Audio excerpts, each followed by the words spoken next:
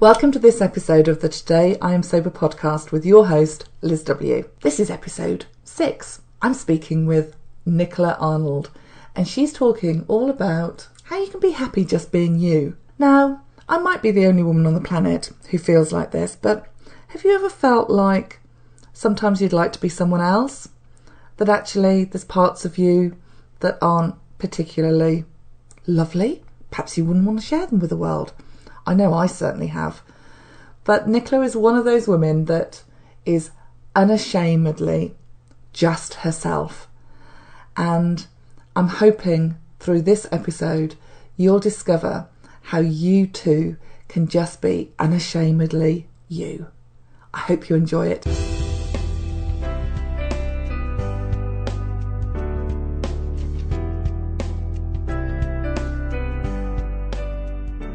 On the podcast today, I'd like to welcome the lovely Nicola Arnold.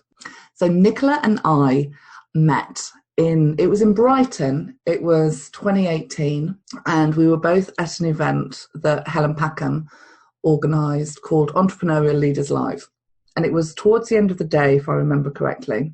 And Nicola stood up and started a presentation, which was all about just being you, just being unashamedly the best version of you that you can possibly be, warts and all, good stuff, bad stuff. And I was sat in the audience thinking, bloody hell, I wish I could do that. I wish I could share all of me to the world.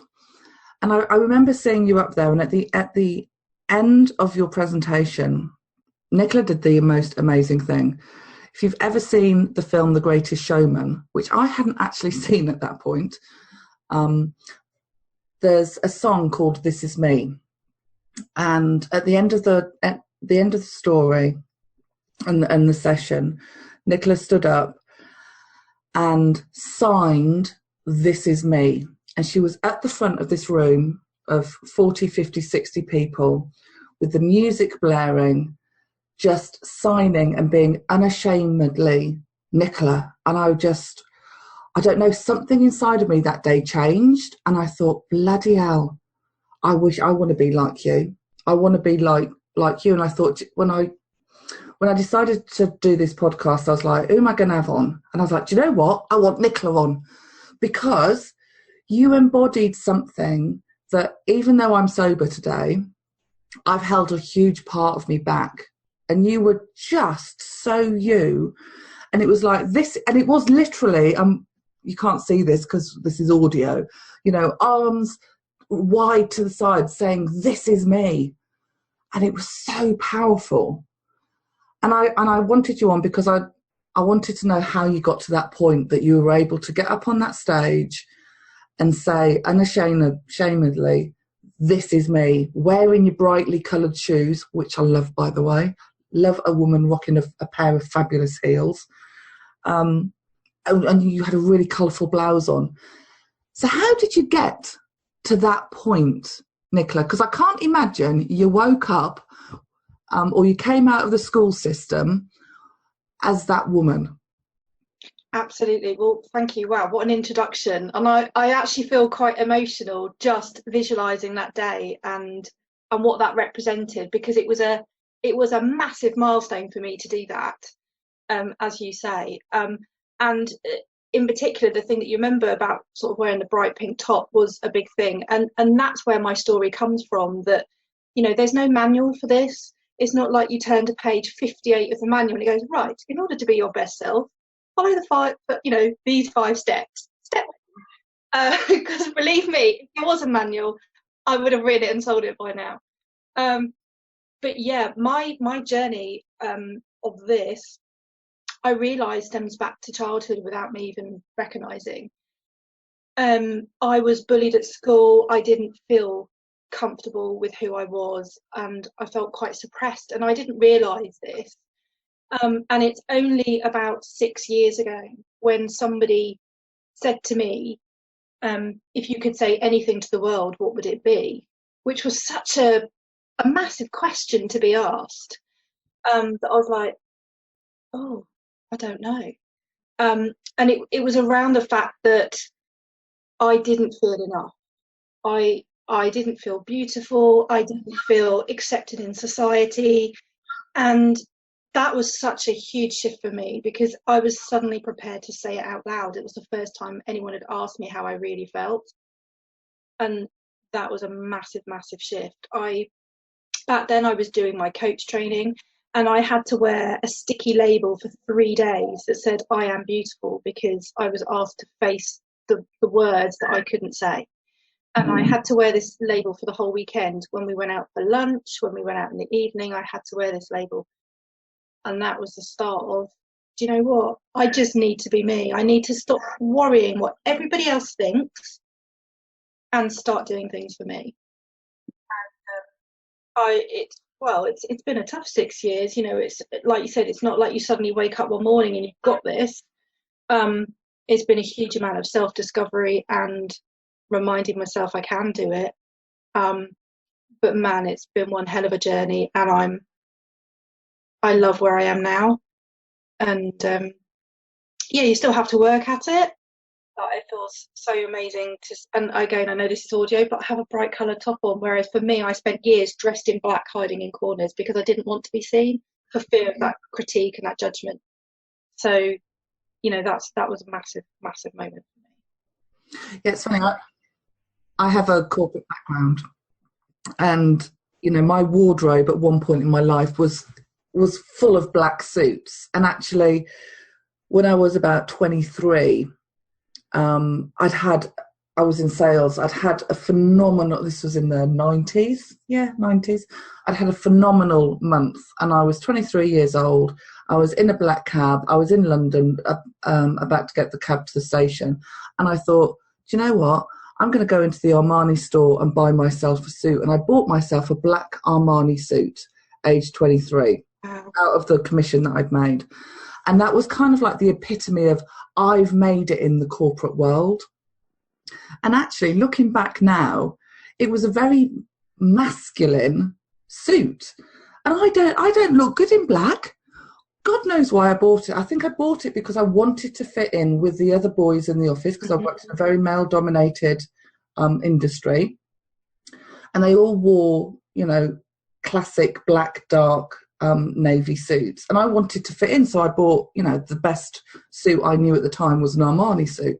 But I'm not a black dress kind of girl. I mean, you're rocking the most incredible top with beautiful blue flowers on, and I've got my favourite green hoodie on from Superdry today.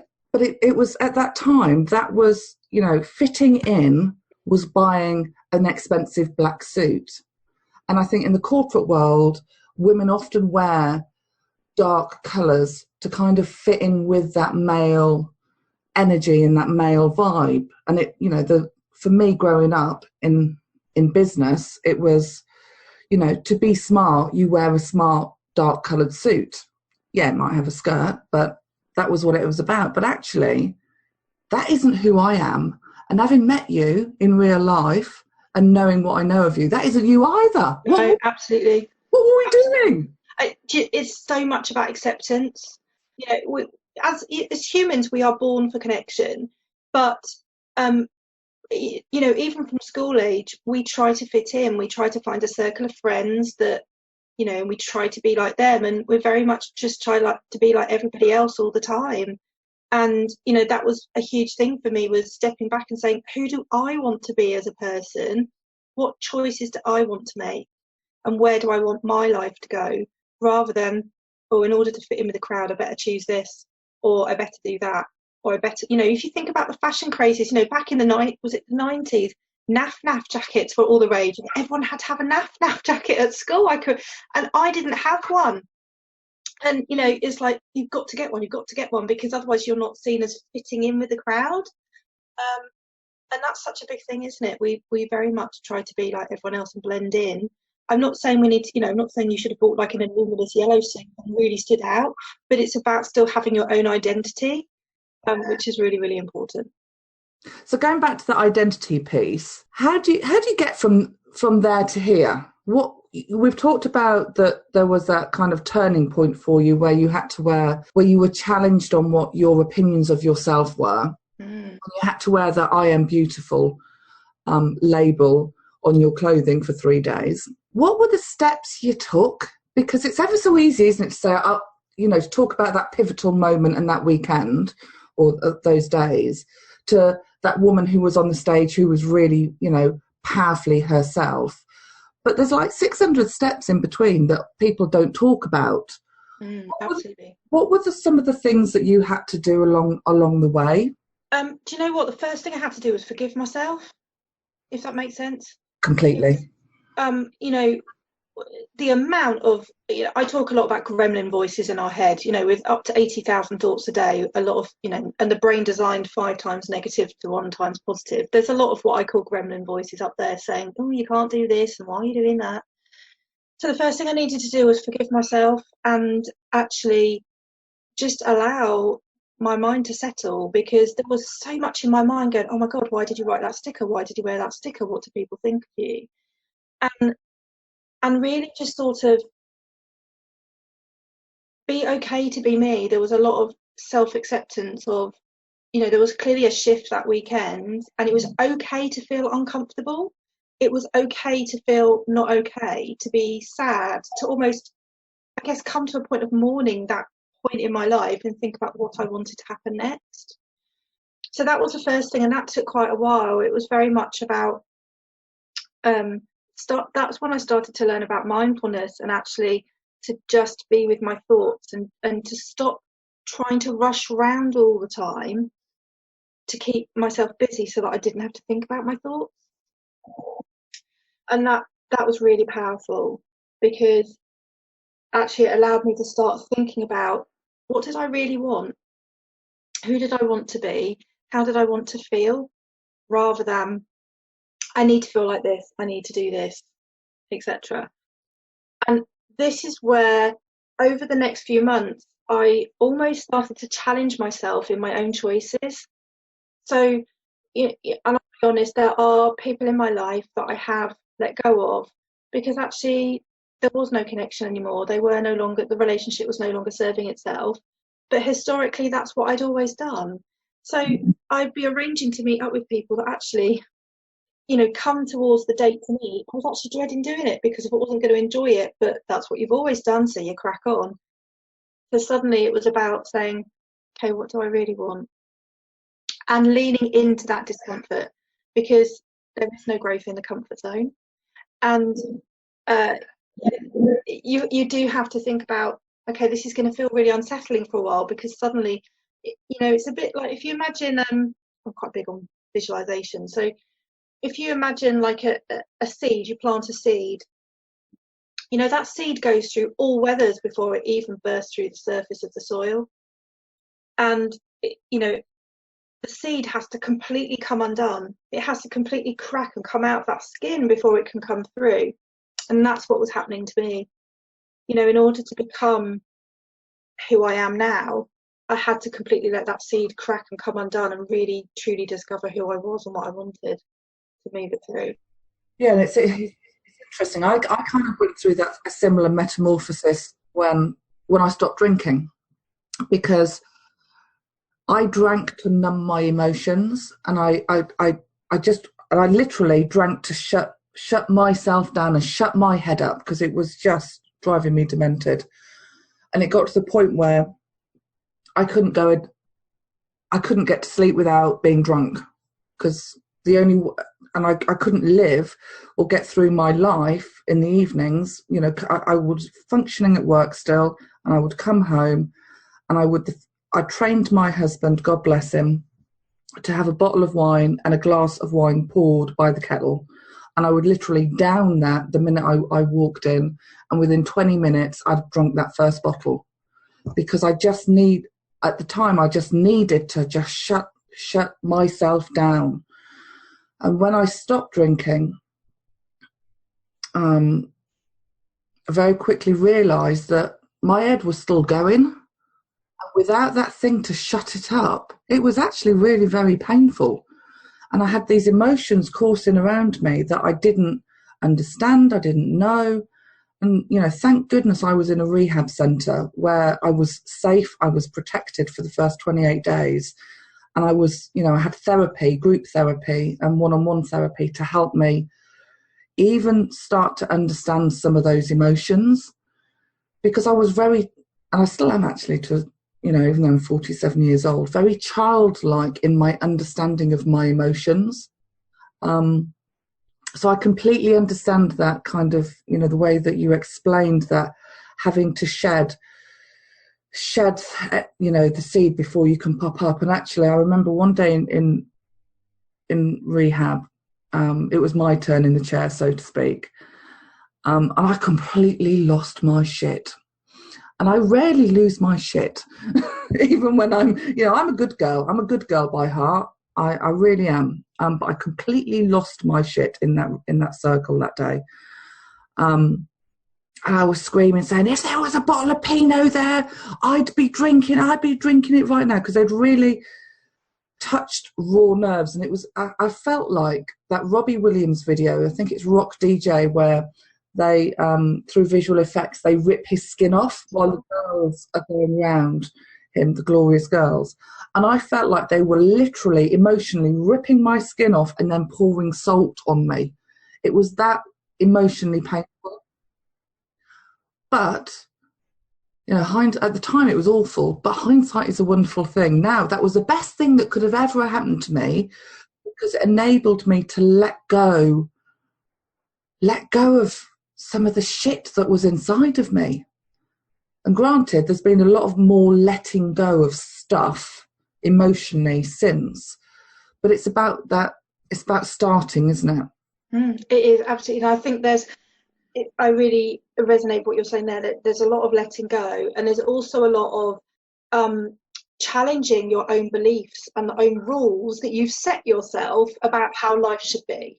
There's something about giving yourself permission to just be you, and that's where I am now. I don't think, I must just check in with rule number 5. Can I do this, or can I wear this? I just do it, and I'm not going to apologize for being who I am anymore. I make the choices that are right for me, and that feels incredible to do that. And even if I think back to some conversations I had last week with someone, I didn't apologize for being honest and saying, actually, that doesn't align with me right now, or that's not what I need. Because I am me, and I model that because I truly believe in that. And it's made such a shift in my life. And so many people around me, my family, my friends, people I meet, comment on how different I am now. And one of the first things people noticed was, you're wearing colour, what's going on? It was, and I've become really, as you know, very obsessed with butterflies through this whole process, which I know sounds very cliched, but it was because I was literally, I'd held myself in this chrysalis of comparison, and I can't really be me for so long that suddenly I was starting to push it a bit and be like, oh, what's it like outside of there? So yeah. So how do you balance? One of the things I've always struggled with, and this comes from my childhood, is about doing what you want to do, being perceived as selfish, and that kind of, you've effectively been talking about that kind of inner journey and looking inward to what you believe and what you think is true, and kind of challenging those beliefs, and then changing in a way that, listening to what feels good and right to you, and then acting on those beliefs. But how did you get over the fact that it can be perceived as quite a selfish thing to do, is to do what you want to do, especially as a woman? Absolutely. So I'd like to challenge the word selfish and offer you an alternative, which is self first. Self first, okay. Yeah. So when many of us if we think about it, we are, as humans, we're caregivers. We like to look after others. We like to make sure people are okay. But actually, we are our most precious resource. And if we don't look after us, we are no good to anybody else. I always take the analogy of a mobile phone. Everyone charges their phone up every day. When I speak, I ask the audience, how often do you charge your mobile phone? Apart from the one person that told me they charge it 3 times a day, slightly worrying. everyone charges their phone every day. So we see those electronic items as really important because we want them to work at optimum level. My thing is, you are your most precious resource and you need to recharge every day. So when you plug that phone in the morning or the night time, that should be almost an anchor for you to remind yourself, what am I doing for me today? What am I doing to remind myself that I matter too? And that's where I place my energy from. Because if I don't value me as a resource, and I don't think about what matters to me, then I can't be true to anybody else. Because I can't take care of anyone else or value them if I don't even value where it's coming from. And yeah, that's probably quite a hard concept to get around, and it took me quite a while to get there. But it's about, like I said, because you're plugging your phone in every day, it's that reminder every day that you can do that. And it's not about being selfish, but it's about being honest. And I think that's the big thing, is that I was starting to be more honest about how I felt about situations, even down to what I wanted to eat for dinner with my husband. I've been eating things that I didn't really want to eat because I knew he liked them. And I was like, actually, do you mind if we have something different? Do you mind if we go somewhere different? Even just little things like that. It wasn't about me being selfish, but it was about me being more honest in a relationship to say, this isn't quite right for me. How can we do something that's more aligned for both of us or with the family or whatever? And I think that's what builds connection and trust and respect. And people start to connect with you more for that, if that makes sense. So it does take time. There's a fabulous phrase that says, without change, there would be no butterflies, which I love. I love butterflies too, Yeah. actually. So there is something about, we are forever changing, but it's whether we embrace that opportunity. So yeah, I think there is still that element of people think, oh, you're so selfish because you choose to do what you want and you be the person you want to be. But actually, most people come up to me and go, I'd love to have the confidence that you have. How did you get that? Very rarely does someone ever come up to me and go, well, all you think about is you. Because ultimately I am thinking about everybody else, but I need to be me in order to help other people. So. It's funny, you've just triggered me, actually. Okay. I wasn't expecting this to be part of the show. No, because it's interesting. I have a real challenge with selfish. And it's, my dad, God bless him, and I were very similar, and we used to argue, bicker a lot. I loved him to bits, and I think he secretly enjoyed the bickering. And he, his retort to me when we'd have this bickering thing going on was about being selfish, and he would always say, "Self first, self last." That's you, basically. So for the selfish thing, when you say self first, I'm like, oh my God, immediately triggered back to my dad telling me that I'm a really selfish cow. I was actually really selfish, in fairness to him.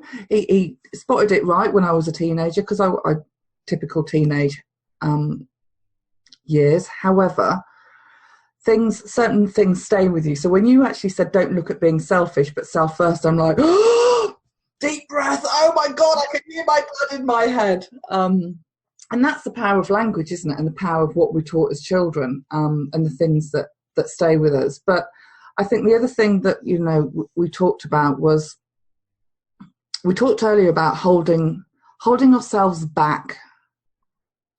And I feel like if I've done that because it's kind of felt selfish to say, actually, I want this. And you use the example of dinner, which sounds really silly. However, if you're sat down eating things 3 days out of 7 that you don't actually like and don't bring you joy and don't nourish you and make you think, oh, lovely, we're having that for tea tonight. It kind of, those little moments of giving yourself away for somebody else chip away at you, don't they? And you use that analogy, not the analogy, but you talked about friendships and, meeting those friends that you don't want to meet, but you feel like you should meet, or going to, I've had this in recent years of, now I'm sober. I'm the person that, I'm invited places because I can drive. And I'm invited to pick people up because I can drive. And because I don't get drunk every night, I can get up early occasionally. So I'm often invited, shall we say, to do god-awful journeys to airports and what have you. And actually saying no, that doesn't suit me, I find quite challenging because of all of those years when I couldn't do it, and part of me making amends for the hurt that I've done in my life to my nearest and dearest is doing the things I couldn't do before. But there comes a point where actually I have to stop and say, well, hang on a minute, how many years am I going to have to constantly be making amends? When is enough enough? When have I done enough? When is it time for me to step forward? And I think part of me wanting to do this podcast is about me recognizing that it's time for me to kind of step forward and say, hang on a minute, what about me? So that's why I'm doing this, because I bloody love talking about this stuff. So if I may interject, there's something there that's coming up so beautifully right now, is this rule that you've set yourself around. I still need to apologise to my friends, to my family, and I need to do this because I need to feel accepted. I need to feel that they love me for who I am. So there is something there around actually, where do you need to let go of that? You know, how do they love you just as you are right now? You shouldn't need to prove yourself to be with the closest around you. You shouldn't need to do or be a certain thing or a certain person for them to love you as you are. So there would be something around the boundaries there. But there's also something about how we speak to ourselves. You know, Brené Brown, as you know, massive fan of hers, talks about the fact that do we speak to ourselves like someone we love? And, you know, that's a big thing around the selfish, because when we say yes to others, sometimes that means we end up saying no to ourselves. So we go against our own values and our own beliefs. And it's about finding, you know, there are always going to be things we don't want to do, absolutely. But it's about finding that balance that meets with who we are and what we believe in and aligns with our purpose, really. Oh, I love that.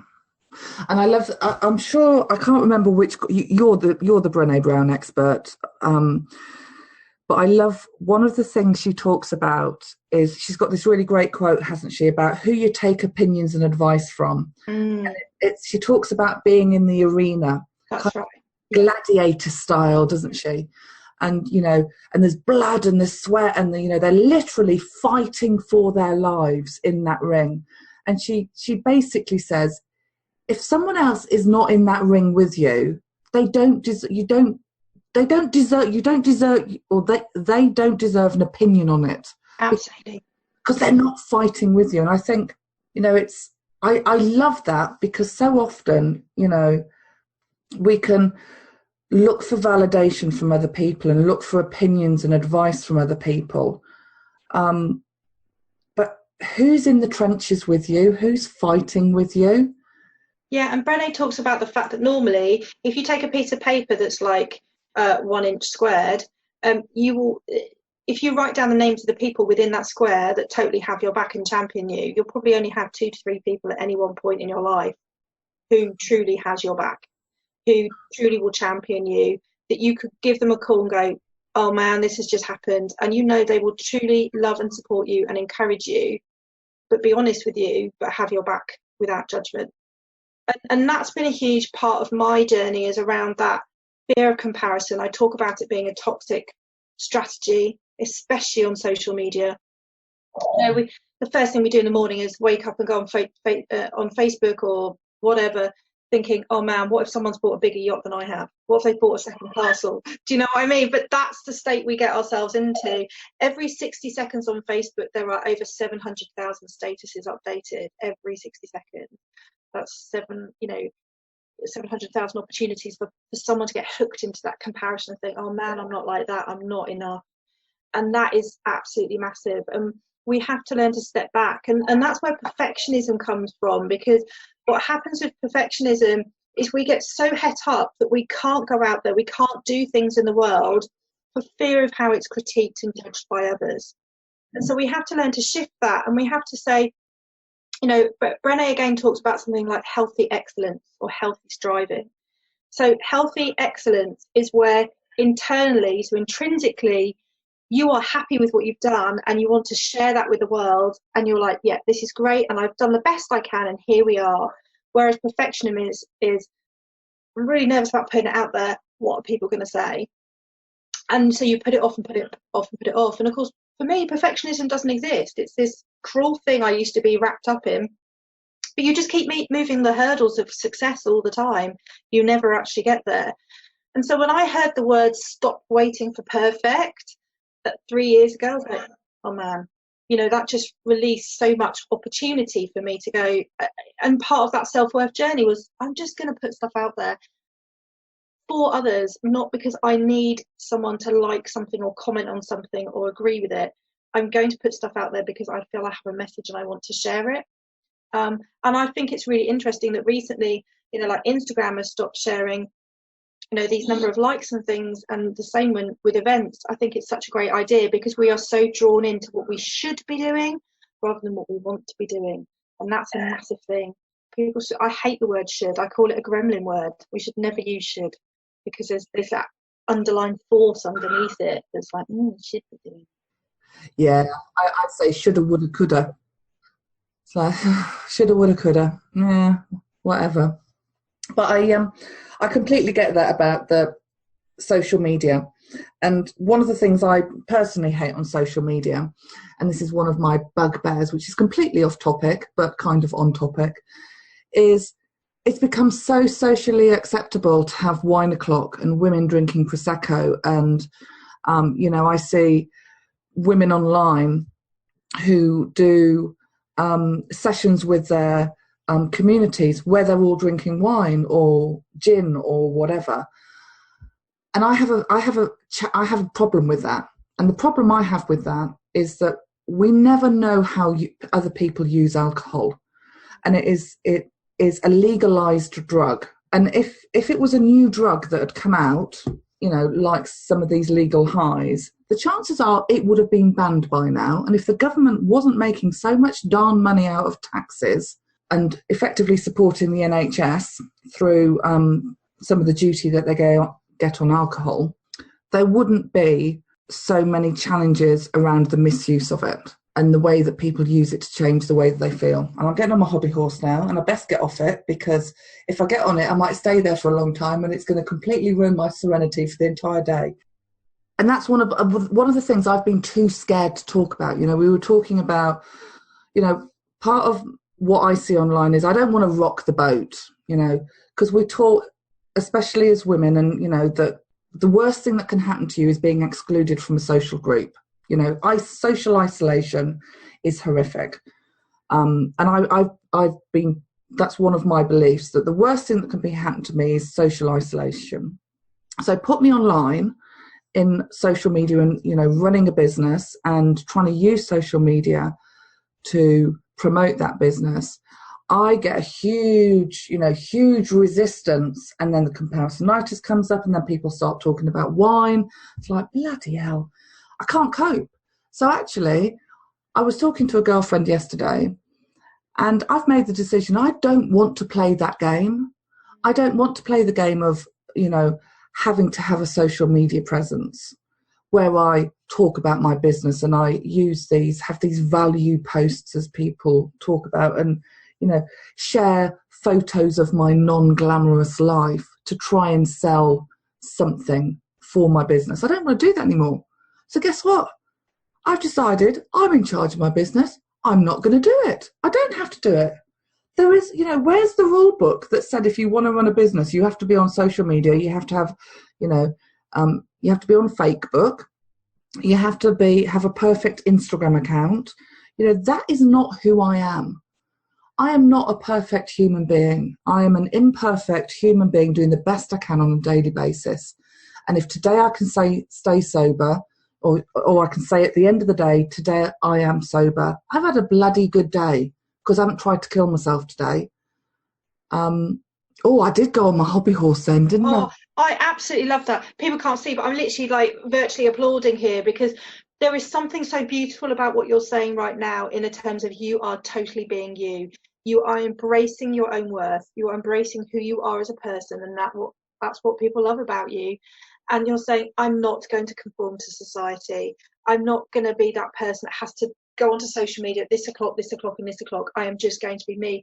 And that's how we connect with our tribe. That's how we are with the people we are with. That's how we get the business we are. And that's for me. I'm not one of those. It's going to jump on social media every day going, hi, look at me. This is what I do. And I want you to come and work with me. People work with me because, you know, they say, you are just you, and you're vulnerable. And I am, you know, in my own, you know, group and stuff, I come on and I cry and I talk about how I then, you know, okay, I'm having a bad day, but this is what I'm doing about it, and this is how I'm going to get out of it. And people like, that's why we come and we listen to you, because you are just you. And you take nothing else from my messages today, is just go and be you, because you are the only person that can do or be who you are. And we have to stop being the editors of our own life and actually be the authors. You know, there is something about, we have to carve our own stories, and think about what your current chapter is called, and is that current chapter for you, or are you doing it for somebody else?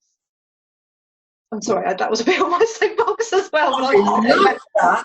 Oh my God, I'm loving that. This is just like, this is why I wanted to do this show, because I just wanted to have really honest, great conversations with people, and not talk about business, but just talk about the stuff that happens in life.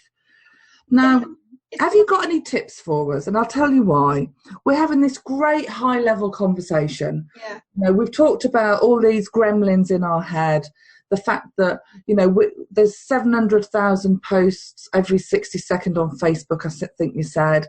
You know, I can't remember how many millions of conversations or tens of thousands of conversations happen in our head without us even recognising them. But that's a hell of a lot of noise. Yeah, absolutely. And when you're not used to challenging the status quo inside of you, which is effectively what we're talking about, isn't it? This all happens inside of us, and primarily between, you know, most of my problems exist between my ears, the truth, you know. And then when my mouth engages without my brain engaging, we're in real trouble. So where would you suggest for, you know, for those of us that are starting this journey to just start? Yeah, I mean, also just turn to page 5 of the manual. Exactly. Where is the manual? I need to write this. Do you know what? One of the first things when I'm talking to someone about self-worth like you today, the first thing you need to do is to start loving you. You need to understand that relationship with yourself. And so one of the first things you need to do is almost go on a date with yourself, and literally just spend some quiet time with yourself and get to know who you are and what you believe in. Whether that be, you know, just thinking about what do I value in life? What matters to me? Or, you know, if there's someone that inspires you in life, what is it that inspires me about that person? A lot of people I challenge to write down 50 things that they love about themselves. That might make people's heads spin. So maybe just start with just 5 and just think, what do I love about me? Because that is actually a really hard question to answer for people, you know, to write down. But to just write down 5 things and think, how often do those show up in my life? Because, you know, if you think about having a list of all the things I love versus how often do I do these things, that can be very, very different. The other thing is just to make sure that every day you just take a few moments to just appreciate the day. And I think that would work really well, you know, with the phrase that you say every day, today I am sober. Psychologists' research suggests that even if we just spend 45 seconds a day in a positive state for 21 days, we will still feel happier 6 months later. 45 seconds a day. 21 days. 21 days. You do that consecutively for 21 days, you will still feel happier 6 months later. Because what you do is you start to strengthen the positivity neuron pathways in your brain. It's called neuroplasticity. So you rewire the brain effectively. So even if just for 45 seconds a day, whilst you're cleaning your teeth, shutting your curtains, feeding the animals, whatever it is, not children, animals, or whatever it is that you're doing, and you think, today has been good because, today I have smiled because. It doesn't have to be I've changed the world, I've discovered a new drug, I've made £1 million. It could just be I had my favourite sandwich, had a lovely conversation with someone, and I heard somebody laugh. But doing that is the first step in actually self-awareness and understanding who you are and what makes you tick. And for me, that was the big shift. Starting, gratitude practice was a big part of discovering who I was and what I loved in life. And being telling people I love butterflies and I love shoes, and that's who I am, and I'm not gonna be ashamed for that, or that is different. I'm just going to embrace me. And that's the biggest thing that we can all do, is stop trying to be somebody else. Just be you. Just be you. They're the 3 words that I think are really, we need to say more. I love that. And it's interesting, actually, talking about gratitude. For the first 2 years of my sobriety, I wrote a gratitude list every single evening. And it was always 10 things. And the first thing was, I'm grateful that today I'm sober. And then the 9 things were, some days I had to really kind of like dredge the day trying to find something I was grateful for, because something at the time that felt dreadful, could have been a minor inconvenience, but I am prone to exaggeration. I'd have to kind of dredge through my day and find things I was grateful for. But actually, I'm blessed in a lot of ways. I have a roof over my head. I have a car. It's got 4 wheels. It's legal. It's got MOT. It's insured. Everybody in my house has a bed to sleep in. We have clean clothes. We have a washing machine. We now have a repaired dishwasher. Hurrah. Today I have high-class problems. I really do have high-class problems. And I think sometimes it's very easy to forget that I have first-world high-class problems. But I love what we were saying about the recharging of the device.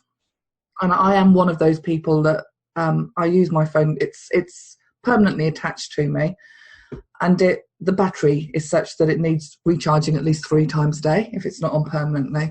But I don't do that for myself.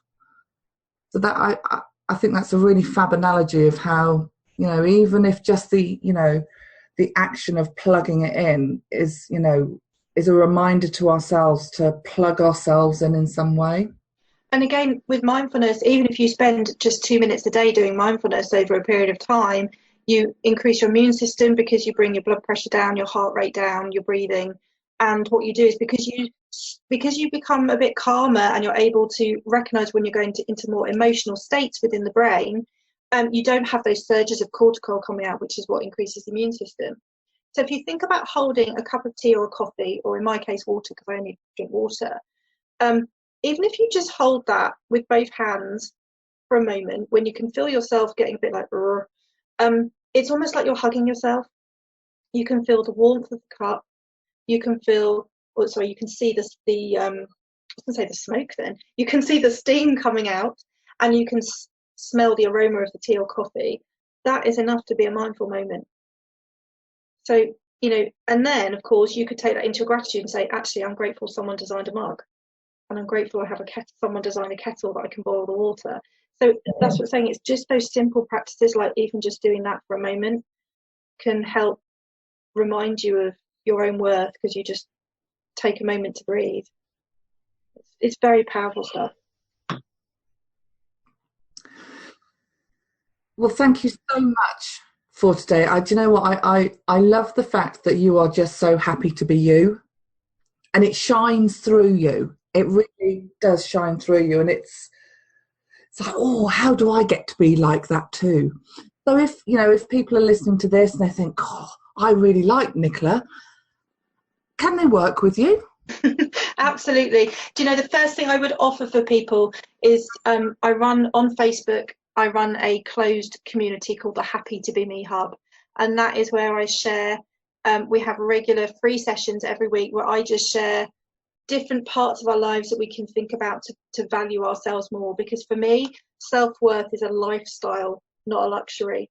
So if anybody wants to come in there and that's when you'll occasionally see Cry Fest, because I'm like, I can't cope with this today, but this is how I'm working through it. So it's that rawness, it's that vulnerability of that's what's going on.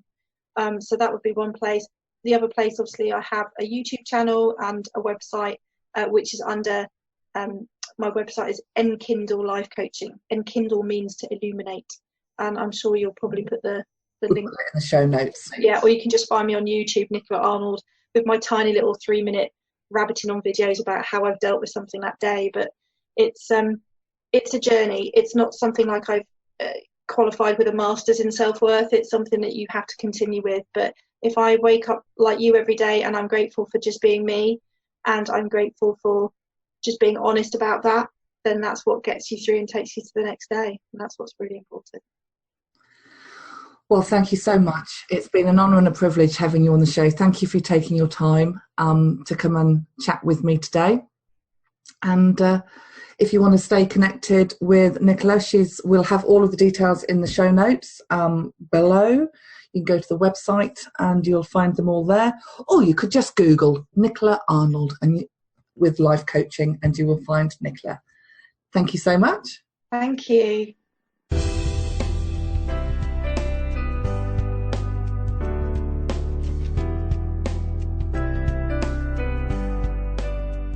Thanks for listening to this episode of the Today I Am Sober podcast. I hope you enjoyed it.